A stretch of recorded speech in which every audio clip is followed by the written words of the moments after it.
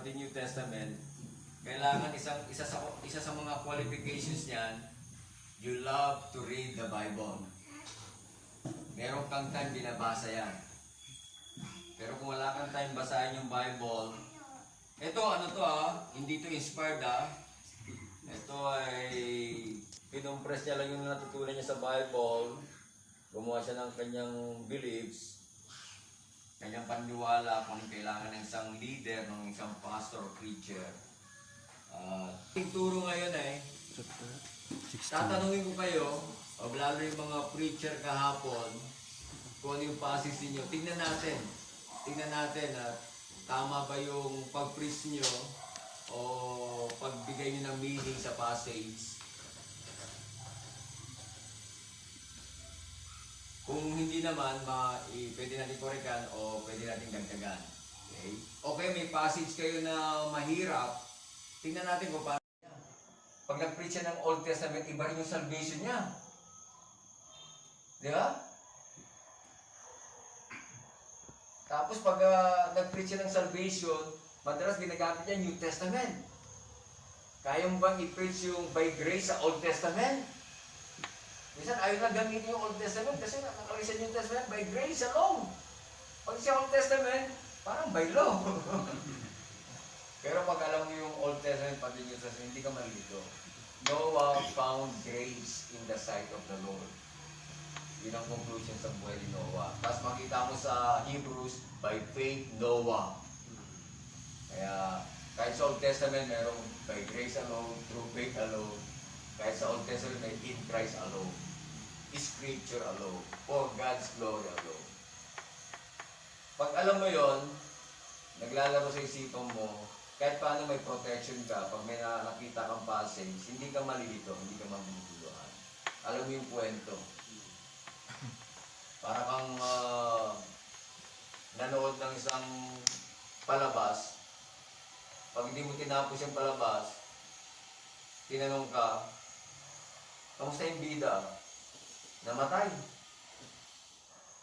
Hindi mo pala tinapos. Nadala pala sa ospital. Gumaling. Ang mga word na importante, yun ang outline mo. May nakita ka sa verse 1, importanteng word, yun ang first point mo. Sa verse 2, nakita mo isang word na maganda, talagang dinidiin ng writer. Pwede maging outline yun. Pwedeng alliteration, pag sinabing alliteration, pare-parehong letra. Pwede na naman hindi pare-pareho.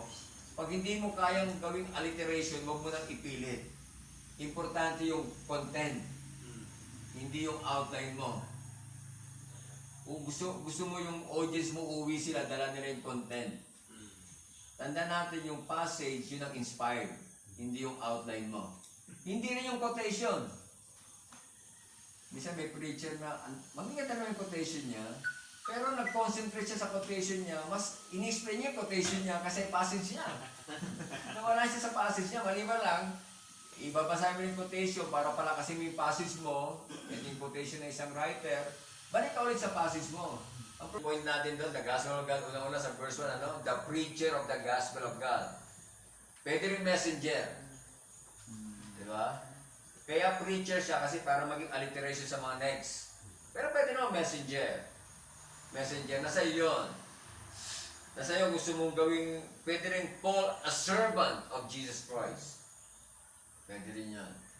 Pero dito, ang in-emphasize kasi ni Pablo dito yung gospel of God.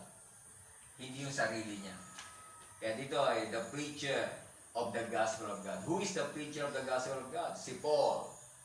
Sino itong si Paul? Siya isang mamamatay tao. Blasphemer, persecutor. Pinukulong niya yung mga makasalanan. Hindi lang yung mga makasalanan, pati yung mga Kristyano na sumusunod kay Jesus. Diba? Tapos nagpasakop siya kay Jesus. Sabi niya, "Who are you, Lord?" Kaya nagpasakop si Pablo na ayaw tanggapin ng iba yung pero yun ay Lordship Salvation. Nagpasakop siya kay Jesus bilang Panginoon. Slave. Servant of Jesus. Slave of Jesus Christ. At pinaliwanag ko na ibig sabihin ng slave, kaya hindi laktawan na natin yon. Pangalawa, tinawag siyang apostle. Para maging letter S, sent one. Sent. Ibig sabihin ng apostle, sinugo. Siya'y apostle. Hindi lang siya slave ni Jesus Christ. Siya'y apostle din ni Jesus Christ. Ibig sabihin, nakita niya si Jesus Christ. Nakausap niya si Jesus Christ. At ang nag-train sa kanya si Jesus Christ. Hindi lang siya slave. Hindi lang siya sent one. Apostle, separated. Separated for what? Very specific. Kaya isa lang yung mission ni Pablo. To preach, to share the gospel of God. Alam niya kung bakit siya pinili ng Diyos. Alam niya kung bakit siya tinawag ng Diyos. At alam niya kung bakit siya sinama sa gawain ng Panginoon. To preach, to share the gospel of God. Ang kalaban sa loob ng church, kasi hindi man sila share.